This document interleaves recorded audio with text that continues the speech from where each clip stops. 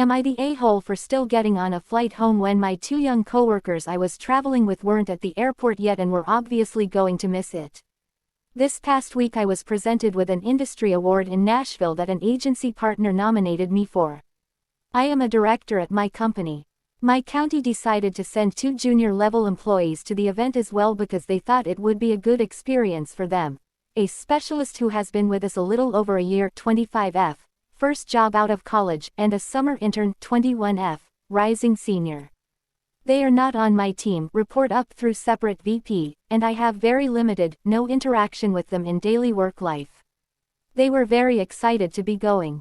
This was going to be the specialist's first time on a plane, lots of Teams chats asking what to wear, etc. We were flying in Thursday morning and leaving Friday evening, so it was a very short trip, but I tried to help share info about the event, types of attendees, awards reception, presentation Thursday night with a country western theme, then I was speaking on a panel Friday morning. There's so much I could say, but I'll try to highlight key points. Specialist barely made Thursday AM flight because she doesn't have a real ID and had to do extra screening. She had no idea what a real ID was, or the basic rules of flying, liquid restrictions, etc. She was very upset they made her throw away some of her skincare that was over 3 ounces. Thursday night event was country western theme, and while a majority of people there were business casual, intern shows up in a bandana tube top, micro skirt, cowboy boots and a cowboy hat.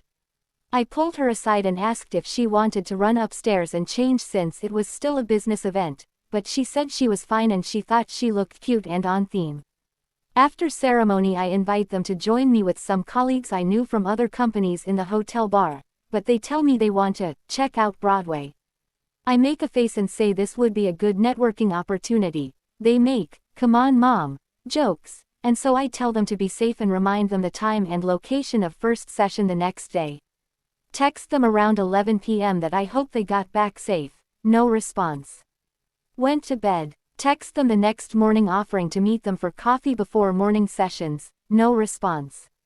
No idea if they actually attended any sessions or saw my panel, but I did find them in the hotel lobby afterward looking incredibly hungover.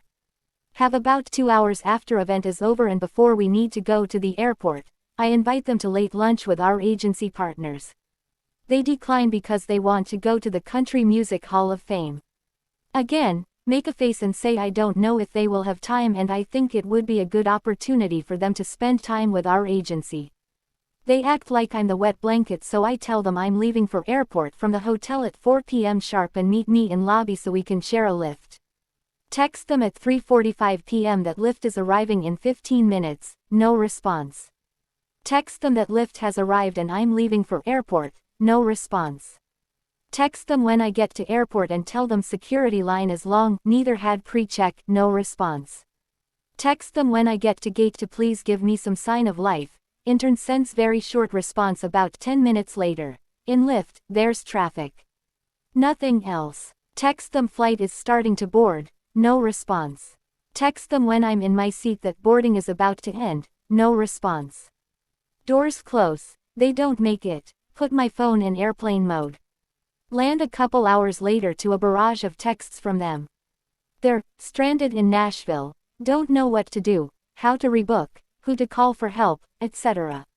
I also have an angry voicemail from specialist's mom that I abandoned her daughter in Nashville. She has never flown and has anxiety. She's having a panic attack at the airport and needs medical attention. She could be human trafficked. I call specialist and intern back. Both phones ring but neither pick up. Text to see if they were able to rebook, no response. Forward them email with our business travel info with after hours contact and text them that I sent the email, no response. Texted an hour or so later to see if they were okay, no response. Did not call the mom back. Also have text from their director, don't know her well, just started with county a couple weeks ago, asking what's going on. I sent her brief overview and screenshots of all my unanswered texts to them from earlier in the day along with the transcript of the VM I got from the mom. She acknowledges my response, but no further dialogue. Now, I get an invite for a Monday morning meeting from that director with their VP and our C-suite leader. My VP is on PTO. I feel like these are adults, I was communicative, and I'm ultimately not responsible for their decisions. But you tell me, AITAH here. Update August 4, 2025. Insert, it's me, Wicked Meme here. This whole fiasco has really challenged my Reddit skills, lol. Here's my update after my meeting this morning. If there is a better way to post it that won't get me in Reddit jail, let me know. Meeting over. CMO didn't join. It was other VP and director, plus the internship coordinator, who is in our. VP asked all the questions. It was over Teams, on camera, recorded, almost comically formal, like I was being deposed or something. During the meeting, was asked to recap what happened, starting from when we arrived. I was prepared, had all my key points. Kept it factual on my actions, no speculation on their actions. I shared my phone screen live, went through the text messages with timestamps and the voicemail from Specialist's mom. I was asked if I had requested or encouraged Specialist to put any expenses on her P card. This question took me by surprise. I said I didn't even ask or consider that she had a P card, and beside the lift from airport to hotel, which I scheduled paid for, I was never outside of the hotel official conference activities with either Specialist or intern that would have required any sort of payment. I did say I would consider it to be her line manager's responsibility to make sure she understood our travel and expense policies prior to traveling. I was asked if at any point I had reached out to anyone at the office about anything that was transpiring, to which I said no, I certainly intended to when I returned, but we are talking about everything that happened within a 32-ish hour window, all while I was trying to focus on what I was sent there to do. Participate as a panel member at the conference, attend other presentations, take advantage of face-to-face time with our agency, and accepting my award. I said I felt it was reasonable to believe any other attendees would have expectations for participation and outcomes set by their leadership team, especially when coming from another department, where I wouldn't be knowledgeable about their goals and objectives. Similarly, if there were different expectations of me based on other county attendees, I would expect that to be clearly communicated in advance.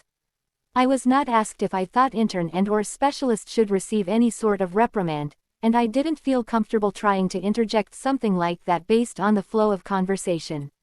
I'm under the impression that they're meeting with Specialist and intern separately, but my meeting was first. After the meeting I debriefed with a trusted colleague, who shared the following from Friday, water cooler chats. I definitely offended intern by pulling her aside about her outfit. She posted it to Snapchat with a caption about it, and some other interns' employees saw it. Dying to know what exactly it said, but coworker said everyone who did see it agreed it was inappropriate for a work event. Allegedly Specialist's mom had once called previous director, who left, director in meeting today replaced him, about Specialist's working hours. It is known that several months ago Specialist was pulled off a high-profile project team. Apparently when she was asked to put in some evening and weekend hours to meet a deadline, mom called director and complained. Don't know if I believe this to be true, but mom stepping in could be a pattern. What I'm hoping helps validate my testimony is separately on Friday, one of my agency partners I was with emailed my CMO about a conversation we had after the ceremony on Thursday evening with some ideas he had. Typical agency sales-wise stuff, but he also unknowingly corroborated my alibi on Thursday night. So, that's where we are at. Last night I had convinced myself this all would result in me receiving a big apology or acknowledgement of wrongdoing, and that I shouldn't have had to deal with this, etc. But I didn't, which makes me feel this is still a bit unresolved. I did send all my notes to my VP on Sunday, but his PTO is medical related and I know he's not able to really check in, so just keeping my head down until I hear anything else. An AITAH Nashville Work Drama Final Update August 6, 2025. This will be my final update. It's probably not going to be as juicy as you want it to be, but hopefully it provides some level of closure to this whole thing. This post will still be long because I generally have a problem with brevity and I have big feelings about this whole experience. Here are the things I want to say. I bolded the topics so you can choose what interests you. Was the post fake? No. I don't really understand why it was flagged, what rules I broke, etc. I did alter some details to try and protect my identity, more on that later, but feel this is a generally acceptable Reddit practice. At the point where it was taken down it had already gone viral, so I honestly appreciated the decline in notifications, lol. According to my DMs, many people felt entitled that I provide them with proof of authenticity, and it's like, be so for real. I'm a human looking for advice on the internet, not a gold-plated, uncirculated, oversized, novelty Sacagawea quarter you buy from an infomercial in the middle of the night. If you don't like something or think it's fake or it's not bringing you joy, just scroll on, it's really easy to do. Threatening a stranger won't prove anything or make your life better. Was I actually doxxed? Yes. While I received many incorrect guesses at my true identity, there were a couple that were correct. And holy shit, is that scary. I don't know what compels a person to go to such lengths to try and figure out who a random internet poster is, but maybe don't spend your time doing that. Unless it's someone threatening to shoot up a school or bomb a concert venue, of course. Take those despicable monsters all the way down. But I'm just an elder millennial trying to navigate imposter syndrome in corporate America, pay my bills and generally be a good person so one day I can hopefully retire and rescue a borderline concerning number of geriatric Pomeranians. Very unworthy of your CIA caliber sleuthing. Please, make friendship bracelets or try diamond painting as a relaxing hobby instead.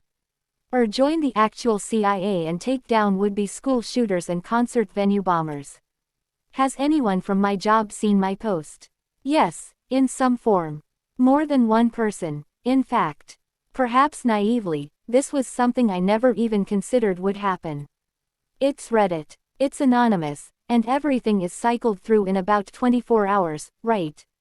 But as soon as the reaction videos started coming across my FYP, a People magazine web article, and all the other ways this thing took on a life of its own, NGL, I had pretty severe panic about this. Like wow, I handled the situation as best I could and came out relatively unscathed, but me seeking validation of internet strangers will be what takes me out in the end. So far I have not been reprimanded over it, but I accept whatever comes of it. Not my most professional move to air out others' not most professional moves on the internet, and I will seek a healthier outlet in the future. Maybe I'll make friendship bracelets, or try diamond painting. Will specialist and/or intern be fired? To my knowledge, they are both still employed, although today is the official last day for the entire summer intern cohort.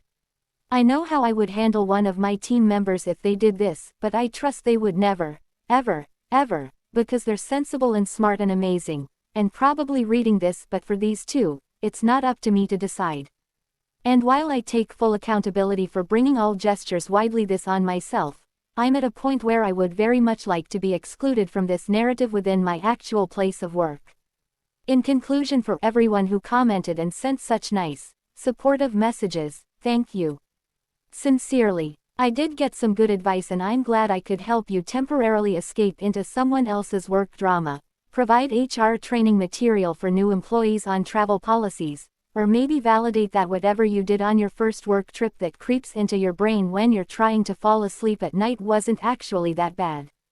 I took the rest of the week off, which may seem like an overreaction, but sometimes weird stuff impacts you in ways you aren't prepared for. I'm going to use the time to rest, do a bit of reflection, and look at pictures of geriatric Pomeranians.